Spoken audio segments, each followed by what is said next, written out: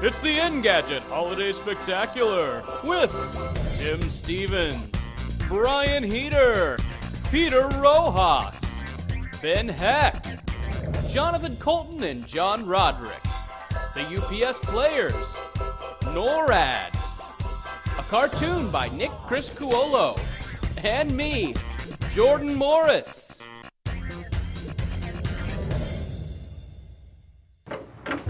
Oh, hello there, and welcome to a very special Christmas episode of the Gadget Show. Yes, we were hoping to show you some holiday-themed segments, but unfortunately... I'm working on it. Yeesh. You know, Brian, I hope Santa brings me something a little bit more high-tech for Christmas this year. Tim, that's not what the holidays are all about. We've got stockings above the fire, we've got some hot cocoa in front of us, there's a MakerBot Replicator 2 printing out ornaments beneath the Christmas tree. Hey guys, I think I found what's wrong with your TV. I found this stuck in your tubes. When I said the TV needed rabbit ears, this is not what I meant. Now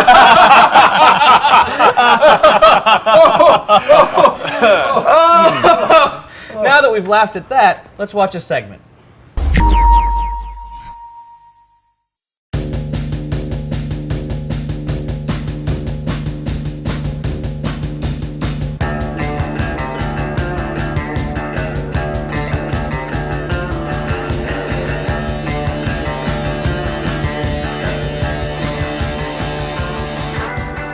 Hello, my name is Benjamin J. Heckendorn, also known as Ben Heck on the interwebs.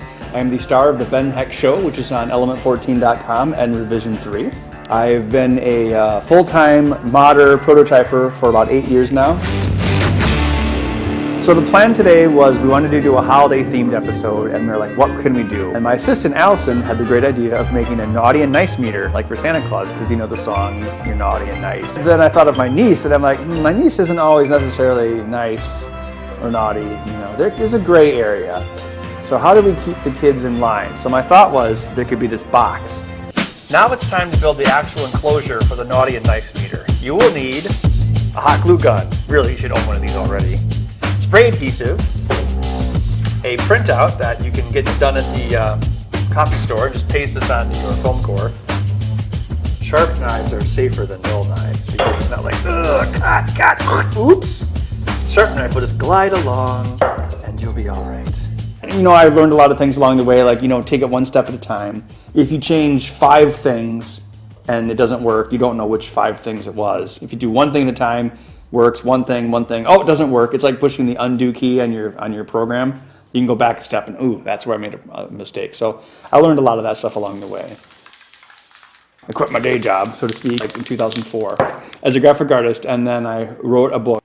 And then after that, I was like, I'm going to, you know, I guess I got to get back to working for the man again, you know, but I never really did. I just kept building more prototypes. People just kept saying, hey, build me this, you know, I want a portable this, I want this. And it just kept on snowballing, and I've been doing that ever since. Ready? So we've got our front panel here, which is going to be hollowed out and then have some glass.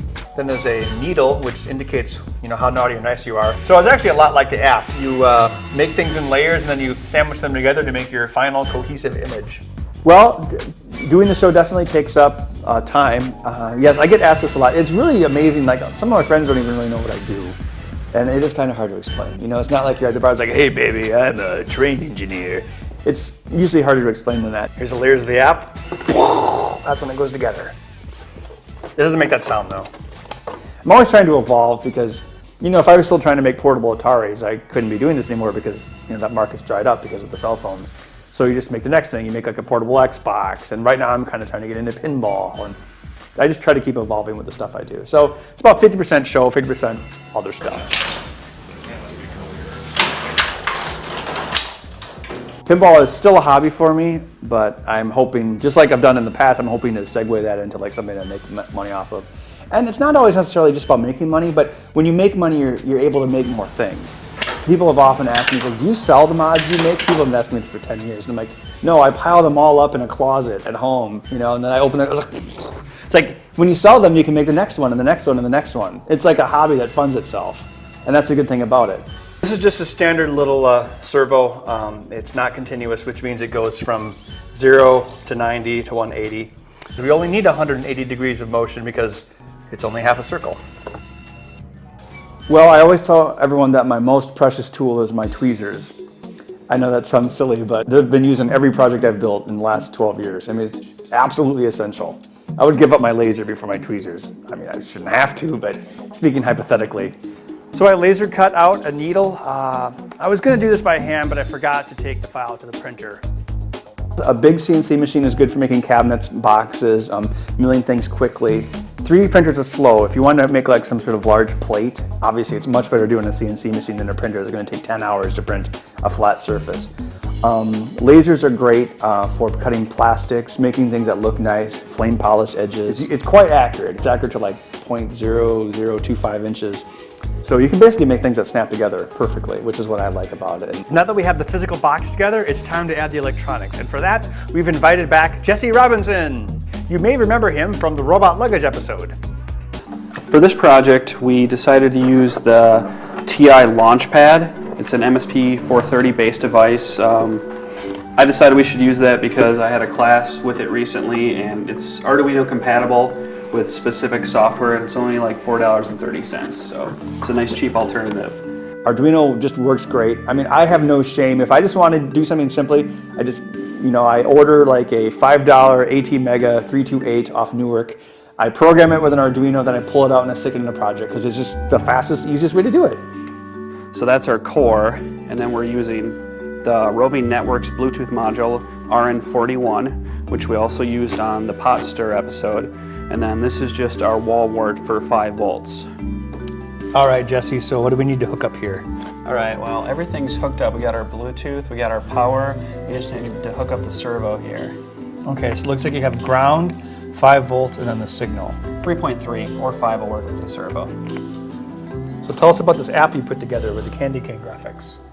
All right, basically, this is the thing sending the Bluetooth. It sends out signals and receives signals back from the MSP430. And actually, this needle is showing the position it receives back, and the slide bar is showing what it's sending. And if it's talking, they should be in sync like they are. So it should be a pretty close match. Correct.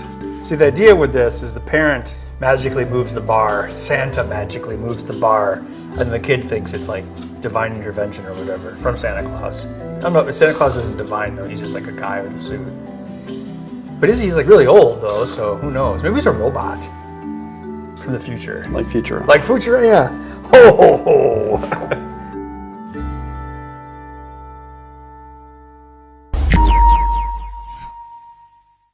Hey guys, I found this dude outside. He says he knows you. Is it okay if I let him in? This is not just some dude. This is Gadget founder Peter Rojas. Hey. Oh, Peter, thank you for joining Good us. to see you guys. You're just in time to talk some gadgets with us. All right. I'm gonna go fix the TV in the bathroom. Please do. I gotta go to the bathroom. Please do. Have a seat, Peter. Thanks. Welcome to our cozy home here. It's I love the fireplace. Quite a nice touch.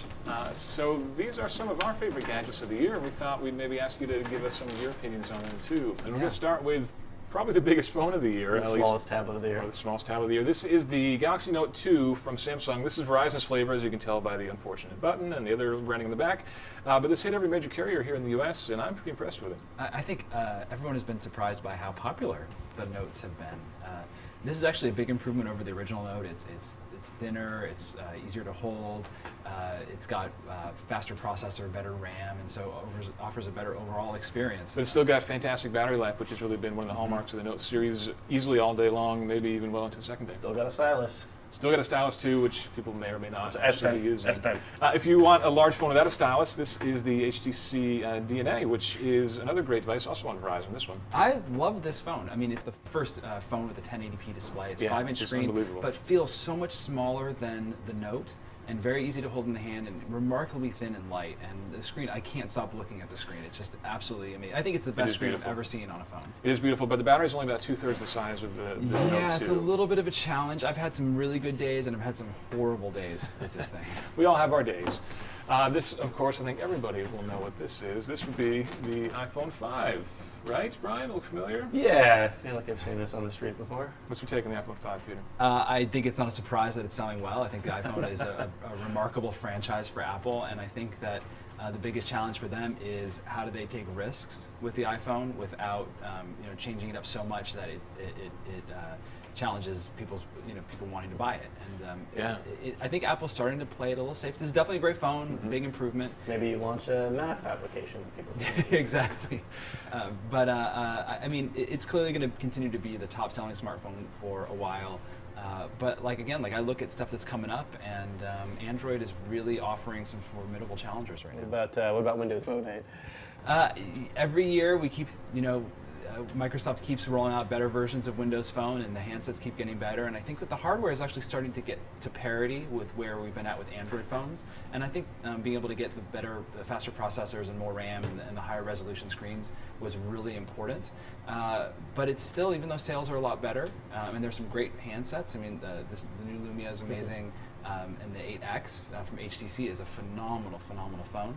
I think that people have made their choice and platform for a lot of people, and it's hard to get them away from Android or iPhone. Yeah, each time we see a new device like this announced, we talk amongst ourselves and say, wow, that's a really nice phone. I could see myself switching over to it. And then when it actually comes time to put your money where your mouth is, people keep going back to Android and iOS. It's the absence of services. I mean, if you're used to using Android or used to using iPhone, your email and calendar and contacts and all that stuff are wrapped up in another ecosystem, and it can be very difficult to switch. Yeah. This could be a good push for them, though, if they're moving people over to Windows 8 on their desktop. It seems like kind of a natural to pair the two, right? Yeah, but I think that, we've seen the challenges with Surface and Windows RT, which I guess we can talk about as well. Yeah, absolutely. So this is the Surface for Windows RT here, and this is basically the launch device for Windows RT, which is Windows 8 on ARM, effectively. Yeah. And this is great hardware. It's got this great touch cover here that you can type on, and a kickstand on the back, so you can turn it into a little laptop.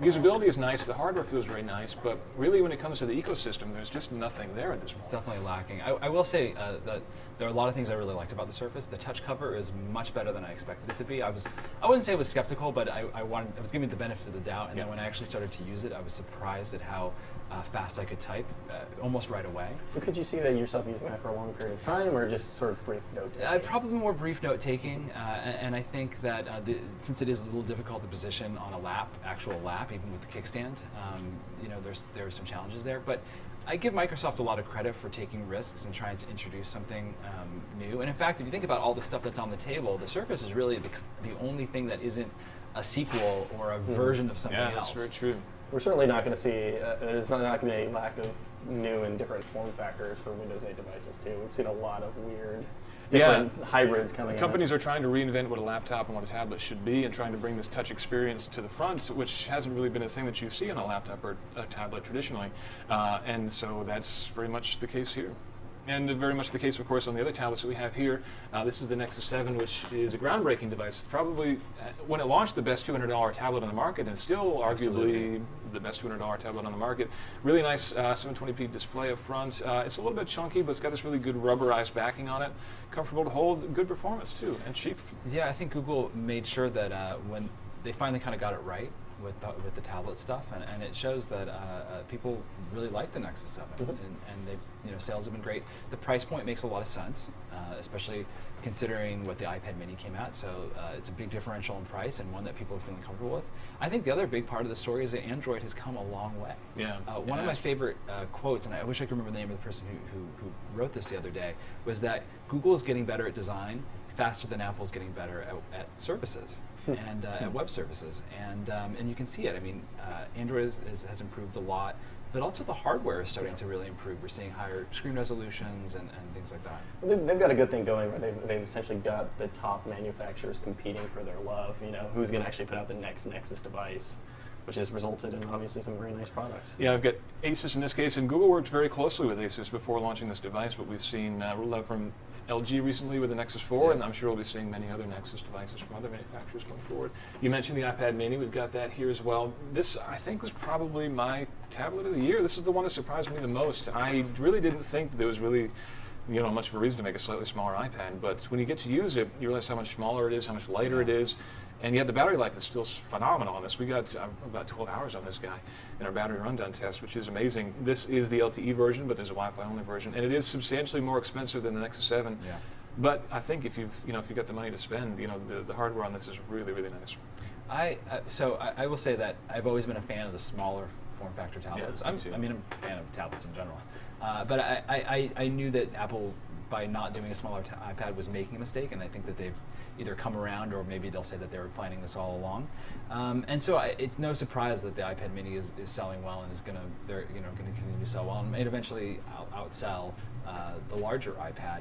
I think that this version disappointed me in that, not that it's not light and a great form factor and size and everything, but the screen resolution is a big issue for me. Yeah. Once you get used to the higher pixel densities on not just the iPad but on the DNA and other phones. And Retina is pretty much on every other Apple product at this point. And I spend so much time just reading and really using these as devices for text that the fuzzier text is a hurdle for me.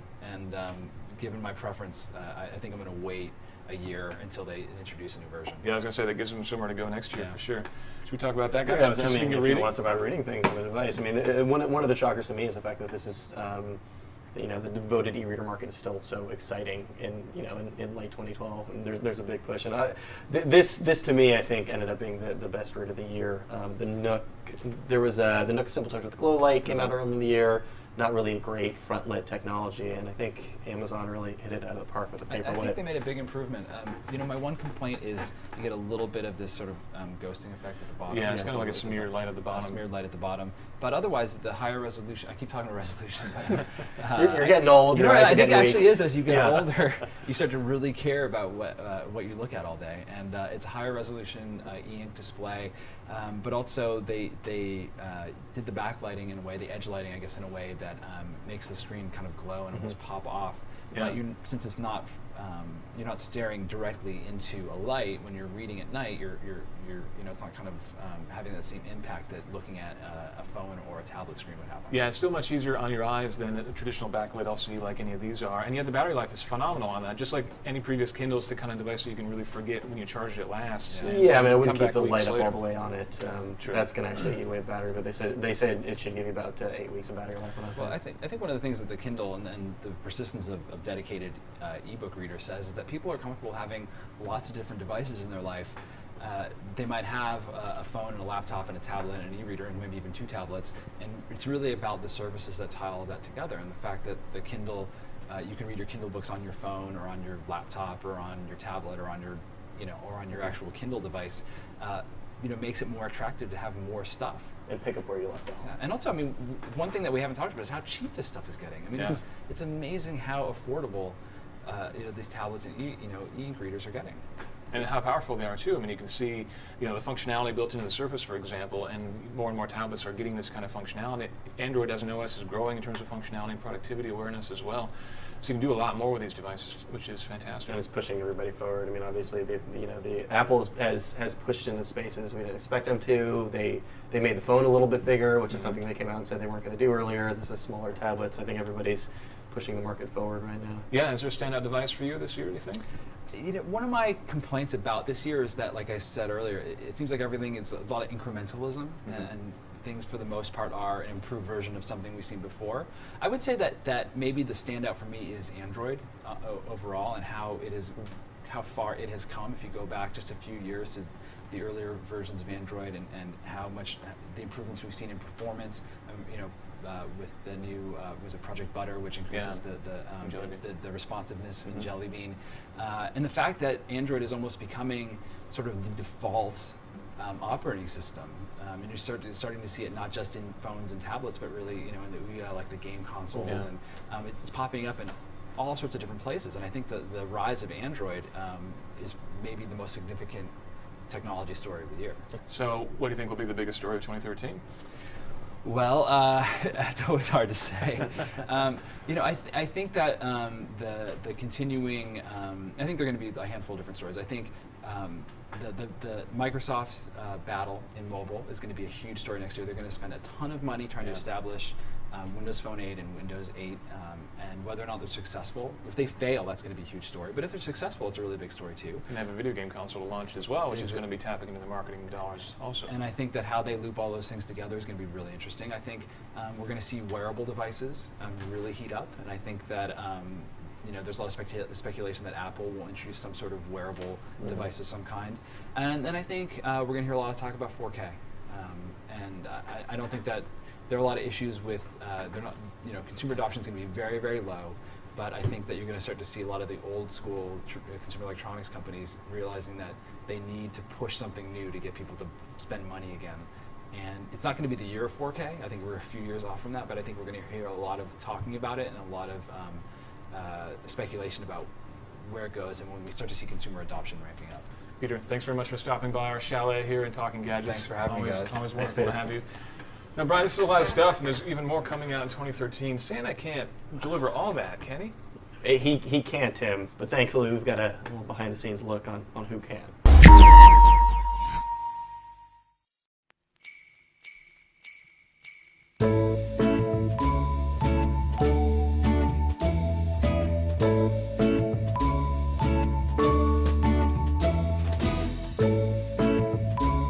Package comes into our facility, it's only touched by human hands twice.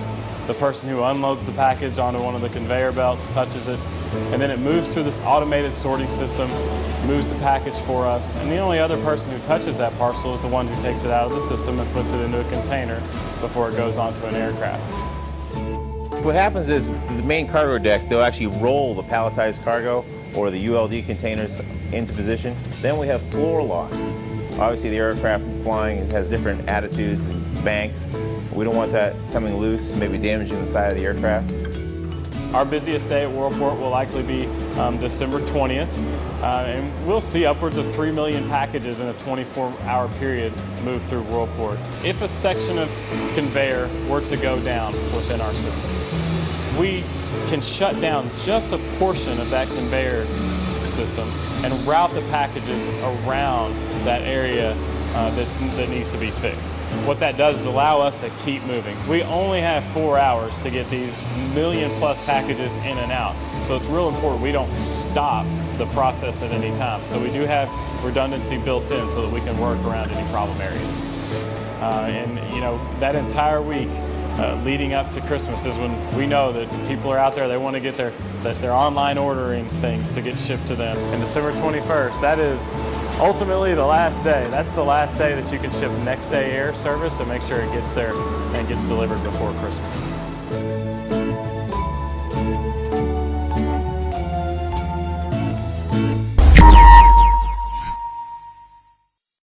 Wow, I had no idea delivering packages was so complicated.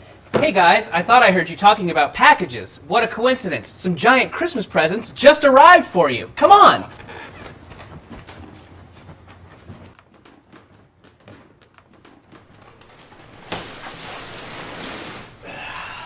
Man, what do you think's in there? I don't know. Nobody poked holes in them, so if anything was supposed to be alive in there, it's probably suffocated by now. Probably long, long dead. Yeah. I still hope it's those internet rock stars I asked for. Oh, I don't know. Could be, Brian. I think it might be hot dogs. See ya. Let's open them up and find out.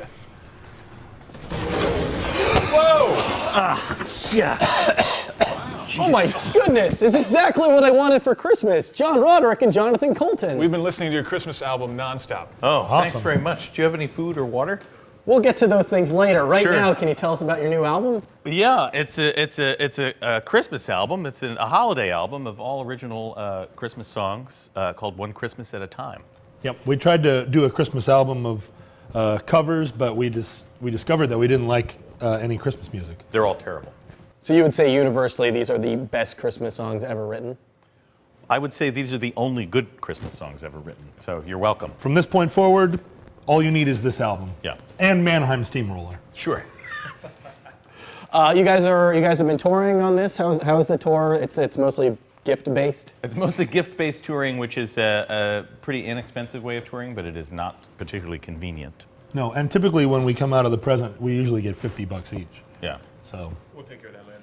Okay. Would you say your new album, One Christmas at a Time, is the best gift you can give somebody this holiday?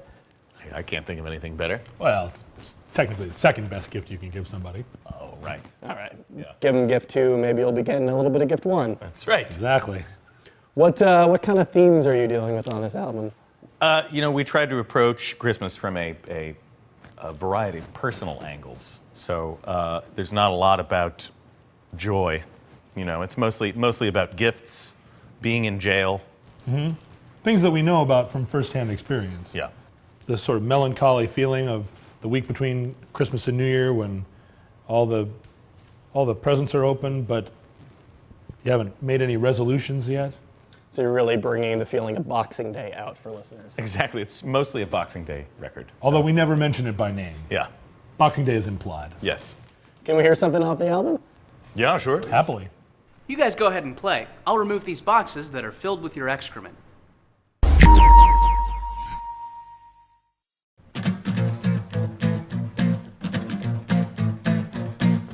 I'm the only kid in my whole school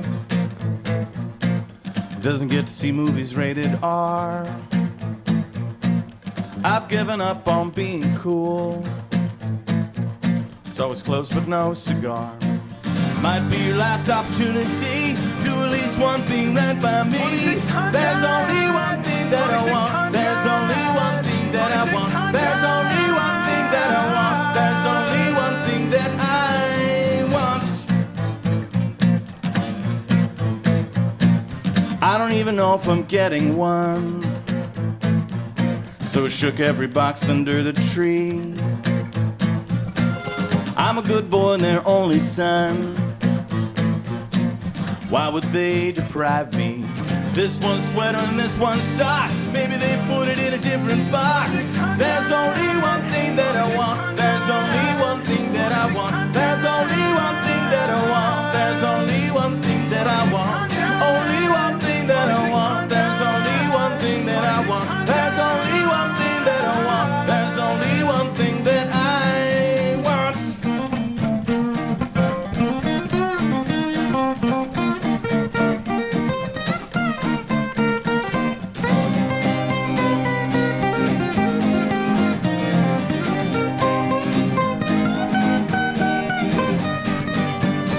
2600. There's only one thing that I want. There's only one thing that I want. There's only one thing that I want. There's only one thing that I want. There's only one thing that I want. Only one thing that I want. There's only one thing that I want. There's only one thing that I want.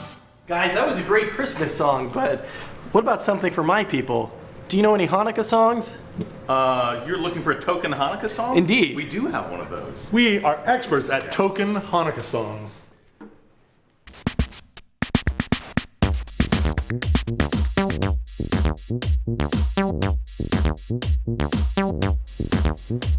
Judea was part of the Ptolemaic kingdom of Egypt until 200 BCE, when King Antiochus III the Great of Syria defeated King Ptolemy V Epiphanes of Egypt at the Battle of Panium. Judea became at that moment part of the Seleucid Empire of Syria. King Antiochus III the Great, wanting to conciliate his new Jewish subjects, guaranteed their right to live according to their ancestral customs and to continue to practice their religion in the Temple of Jerusalem.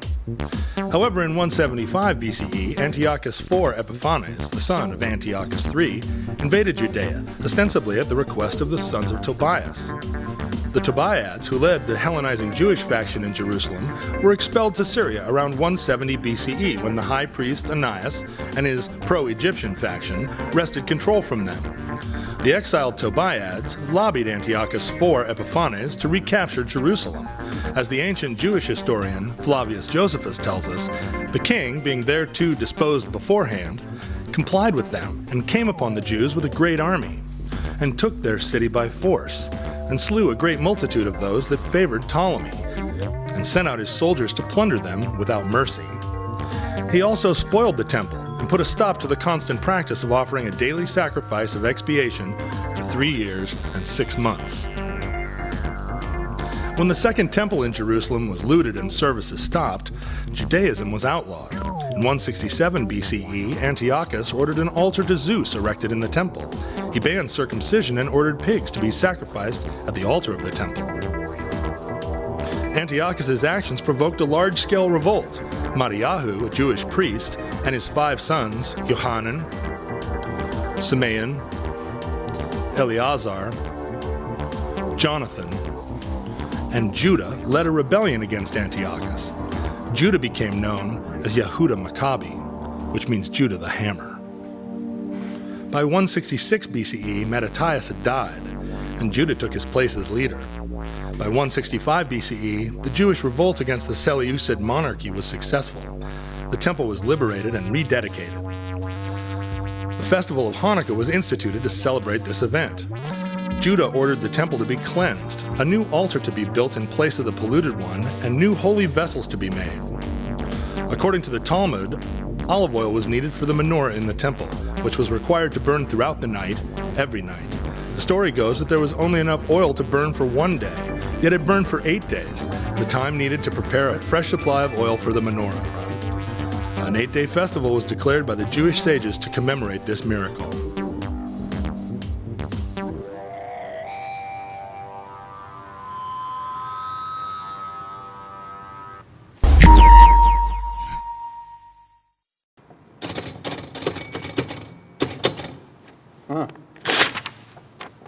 I gotta get some new printer paper. Okay, Internet Reader, go.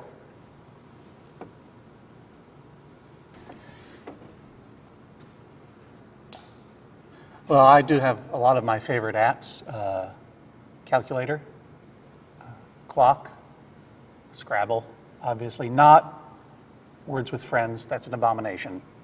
Okay, the board is arranged in a certain way.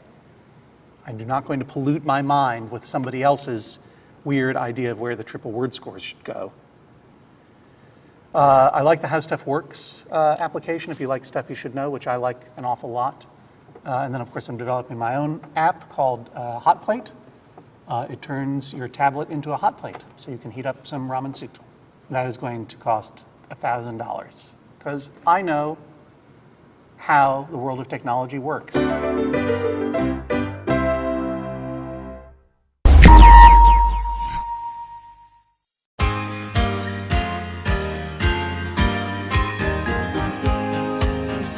I'm Lieutenant Commander Bill Lewis. This will be my 3rd year tracking Santa. As much as you sit back and go, really, I've got to give up my Christmas Eve for this, once you get involved in the program and wrapped up in it, you really realize just how cool it really is. People understand this stuff works, but they don't necessarily understand how and why. And this is a great opportunity for us to give that information out. We have radar systems that line the northern edges of Canada and Alaska. They're always out there on guard and looking. And on top of that, we've got military personnel manning these things, even on Christmas Eve. So back in 1955, there was a Sears Roebuck and Company ad in the local newspaper, and what it did was it told children to dial this number to talk to Santa. So basically we think they thought it was a good marketing ploy or a way to get greater attention for their program. Well, children started calling that number. Turned out the number was misprinted and actually ran through to our operations center up at Cheyenne Mountain. Colonel Harry Shoup was the crew commander at the time, and the phone came in on the big red phone, and that big red phone was actually the one that would means, oh, there's a big emergency in the U.S. or we need to do something to defend our homeland. So when he picked up the phone, the little girl was, so can you tell me where Santa is? And he thought it was a joke, and he thought it was a prank, but those calls kept coming in the ranger that night, so he told his crew, well, tell the kids where Santa Claus is, and, you know, from that day forward, every time that phone would ring on December 24th, they would tell children where Santa was. We've grown tremendously from that first call. We had an operations center just a few years ago up at Cheyenne Mountain where we had about 40 phones, and we maxed out. We had 4,000 phone calls or something around that general number. And our very first website in 1997 actually crashed when 100 people tried to access it at the same time. Today, we have 18.9 million visitors on this throughout the month of December, and the 23.6 million on December 24th. Our calls have increased, our website presence has increased. We've become global. We now get visitors from 220 countries across the globe, not only visiting our website, but they'll actually call our operations center on Christmas Eve. So we've gone actually from one gentleman telling his crew to answer the calls to we have 1,200 volunteers come in for a 24-hour period and we'll answer the phone and tell parents and children where Santa Claus is. Craig Neese, I'm the technical director and one of the co-owners of VisionBox, a company here in town. This is our 2nd year with the NORAD Track Santa program. Last year was the first year they had mobile apps. And it seemed like a natural program for a mobile app. There's a version for Android and iPhone, and then this year, with Microsoft coming on board as a partner, we developed a Windows Phone version. When that countdown hits 0, that view of the app switches to a map view, And then you start to see reports on Santa's location. As NORAD is able to track Santa's location and report that information, the app is able to give those updates to the users. NORAD uses jets, NORAD uses satellites, NORAD uses some techniques that we don't even know about to track Santa's location. But the apps are able to pull that information in real time on the 24th and display Santa's previous location and where we think he's headed. Prior to the 24th, we do make some communication with Santa and try to understand how he wants to handle his route.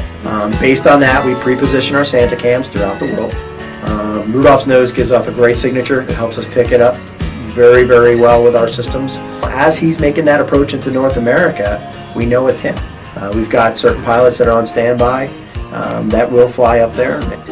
He'll slow down a little bit. They'll tip his wings, say hello, maybe grab a picture or two, and then they'll peel off and let him go about his way. I mean, the Ops Center is a lot of fun. People are laughing and joking, and the calls you get are just, they're just so cute. I mean, and it's typical 2-3 questions. You know, where is Santa now? When's he going to be at my house? And occasionally you get, hey, do you know what he's bringing? What he's bringing you? You know, we worry about a safe passage through the United States. It's your job to worry about whether you made that good list or not.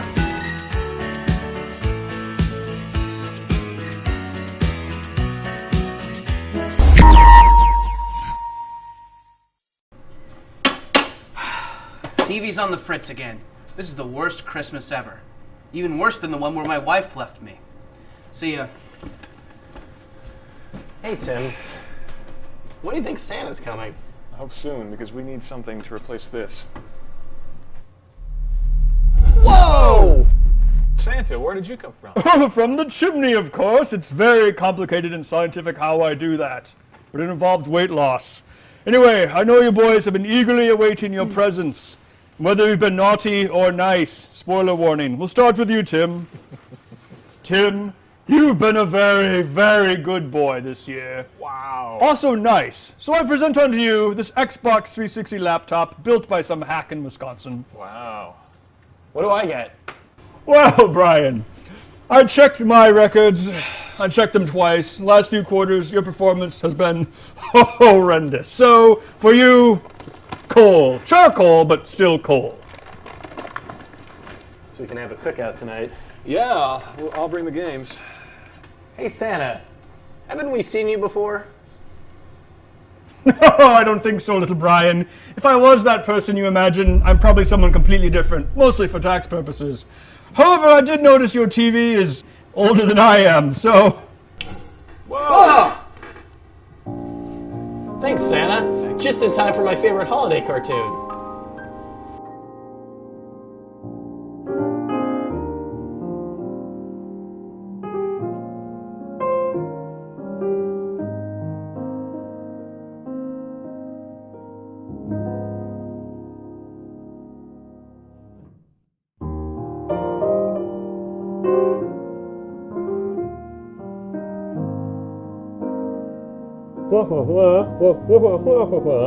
Yes, Mr. Armstrong. That's right, Mr. Armstrong. Happy holidays to you too, Mr. Armstrong. Oh, hey, Tim. Hi, Brian. What's the matter? There's something wrong with me. I always get a little down this time of year. Really? I love the holidays. Family, friends, food. Yeah, I know. There's a lot to like. The trees, the menorahs, the Kwanzaa mats, the new album of material from John Roderick and Jonathan Coulton. But I guess it just feels like the holidays don't mean what they used to, you know? I'm not quite sure I understand your meaning. Well, like you said, the holidays are all about family and friends. Or at least that's what the animated network specials tell us. These days, it seems like all we hear about is mindless consumerism. People getting trampled to death over Black Friday. Geez, Brian, that message board was right. Of all the Brian Heaters in the world, you're the Brian Heateriest. It's just that I can't help but feel that we're part of the problem, you know? It's our job to write about the latest and greatest gadgets 24 hours a day. We're the ones convincing people that their current smartphones aren't current enough, that they should break down doors of their local stores and buy shiny things that they don't need. Yeah, I suppose I understand where you're coming from. There's a lot more to the holidays than the latest tablets and video game consoles. I guess guess it's easy to lose sight of that. Exactly! We should be with our families. We don't need expensive presents. We should be giving back to our fellow man. I guess I should just donate this present I got for you to charity then? I mean, you went through all the trouble of picking it up and everything. Oh my gosh! A new MakerBot Replicator 2 desktop 3D printer with a resolution capacity of 100 microns and 410 cubic inch build volume! How did you know? Now, what was that you were saying about the holiday, Brian? Merry presents, Tim. Merry presents to you, Brian, and Merry presents everyone.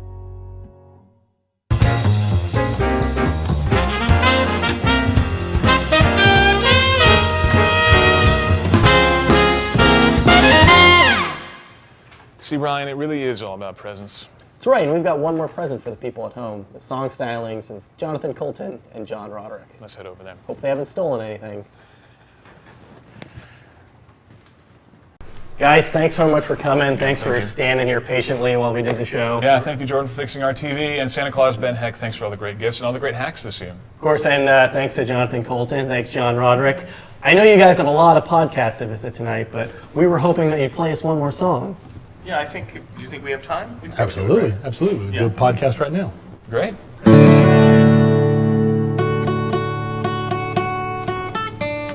One Christmas at a time, baby, one Christmas at a time. Oh yeah, one Christmas at a time, baby, one Christmas at a time. So I put all my presents on my credit card this year, but don't worry, by this time next year, my podcast is going to be earning serious money. One Christmas at a time, baby, one Christmas at a time. Oh yeah, one Christmas at a time, baby, one Christmas at a time. Every year, my brother gets totally trashed, and he passes out on my couch. But this year, I coated all my couches with itching powder. One Christmas at a time, baby, one Christmas at a time. Oh yeah, one Christmas at a time, baby, one Christmas at a time. So I looked everywhere. I couldn't find a single Teddy Ruxpin in the whole town. But I know next year they're going to be just as popular, so when I find a stash, I'm going to buy them all. One Christmas at a time,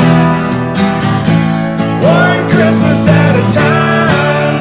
Oh yeah, one Christmas at a time, baby, one Christmas at a time. Listen, I know we've only been dating 2.5 weeks, but they've been the best 2.5 weeks of my life. And although I know you said you wanted to take it slow, I just feel like if every Christmas could be this amazing, why wouldn't we get started right away? Like, I'm already totally psyched for next Christmas, and the Christmas after that, and the Christmas after that. But I see from the somewhat ambivalent look on your face that maybe you need a little bit more time to think it over or something. So maybe you shouldn't open that really small present just yet. One Christmas at a time, baby, one Christmas at a time. Oh yeah, one Christmas at a time, baby, one Christmas at a time. One Christmas at a time, baby, one Christmas at a time. Just one Christmas at a time, people. One Christmas at a time. Don't future fudge yourself with too many Christmases.